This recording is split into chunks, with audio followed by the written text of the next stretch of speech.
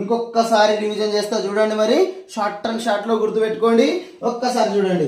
1905 యొక్క ప్రత్యేకతల గురించి మాట్లాడినప్పుడు 1905లో ఆస్ట్రేలియా ఓపెన్ టెన్నిస్ ప్రారంభం కావడం జరిగింది. ఇదే 1905లో ఇండియన్ సోషియాలజిస్ట్ పత్రిక అనేది ప్రారంభంగా ఉంది. ఆ ప్రారంభం చేసినటువంటి వ్యక్తి ఎవరంటే శ్యామ్జీ కృష్ణవర్మ. ఎక్కడ ఏర్పాటు చేశారు అంటే లండన్ లో ఏర్పాటు చేశాడు. ఇదే 1905వ సంవత్సరంలో రైల్వే బోర్డు ఏర్పాటు చేశారు. అయితే ప్రస్తుతం ఉన్నటువంటి రైల్వే బోర్డు చైర్మన్ ఎవరు అంటే అనిల్ కుమార్ లావోటి. అయితే ఇదే 1905వ సంవత్సరంలో రష్యాలో విప్లవం ప్రారంభమైంది. అయితే ఇదే 1905వ సంవత్సరంలో బెంగాల్లో విభజన జరిగింది. ఈ బెంగాల్లో విభజన జరిగినప్పుడు అప్పుడు పనిచేస్తున్నటువంటి వైస్రాయ్ ఎవరు అంటే లార్డ్ కర్జన్. ఈయన మొదటి వైస్రాయ్ మరియు భారత చివరి గవర్నర్ జనరల్. భారత చివరి గవర్నర్ జనరల్. అయితే ఈయన సమక్షంలోనే లార్డ్ కర్జన్. అయితే వైస్రాయ్ గురించి మాట్లాడినప్పుడు మనం మొదటి వైస్రాయ్ ఎవరు అంటే లార్డ్ కానింగ్ గురించి మాట్లాడతాం. ఈ లార్డ్ కానింగ్ మొదటి వైస్రాయ్ తో పాటు చివరి భారత గవర్నర్ జనరల్ గా కూడా పనిచేశాడు. అయితే ఈయన కాలంలో 1857 సిపాయిల తిరుగుబాటు జరిగింది.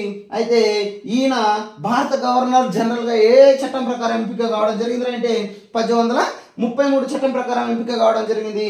అయితే చివరి భారత గవర్నర్ జనరల్ అన్నప్పుడు మరి మొదటి భారత గవర్నర్ జనరల్ ఎవరు అనే ప్రశ్నకి సమాధానంగా విలియం బెంటింగ్ అనేటువంటి వ్యక్తి మొదటి భారత గవర్నర్ జనరల్ గా పనిచేయడం జరిగింది. అయితే ఈ బెంగాల్ ఎందుకు 1833 చట్టం ఏం చెప్తుంది అంటే బెంగాల్ గవర్నర్ జనరల్స్ ని భారత గవర్నర్ జనరల్స్ గా మార్పిడి చేసింది పేరు. అయితే బెంగాల్ గవర్నర్ జనరల్స్ గా పనిచేసినటువంటి మొదటి వ్యక్తి ఎవరు అంటే వారన్ హేస్టింగ్స్. ఎవరండి?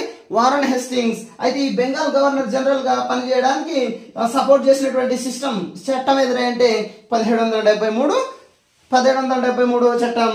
ఈయన ఎవరు అంటే వారన్ హేస్టింగ్. అయితే వారన్ హేస్టింగ్ గురించి మనం ఒక 4 ముక్కలు మాట్లాడుకున్నప్పుడు ఈ వారన్ హేస్టింగ్స్ అనేటువంటి వ్యక్తి ద్వంద్వ ప్రభుత్వాన్ని రద్దు చేయడం జరిగింది.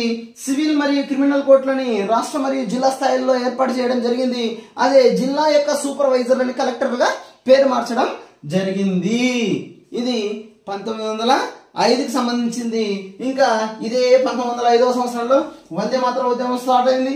దీన్ని స్వదేశీ ఉద్యమం అంటారు. ఇదే 1905వ సంవత్సరంలో ఐఎన్సి మీటింగ్ బెనారస్ లో జరిగింది. అయితే దీనికి అధ్యక్షత వహించినటువంటి వ్యక్తి గోపాలకృష్ణ గోఖలే గారు.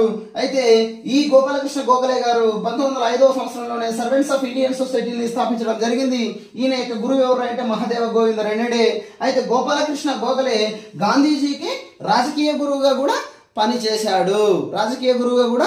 పనిచేశాడు. ఇది ఈనాటి మనకు టాపిక్ అండి. వీడియో కనుక నచ్చినట్లయితే లైక్ చేయండి.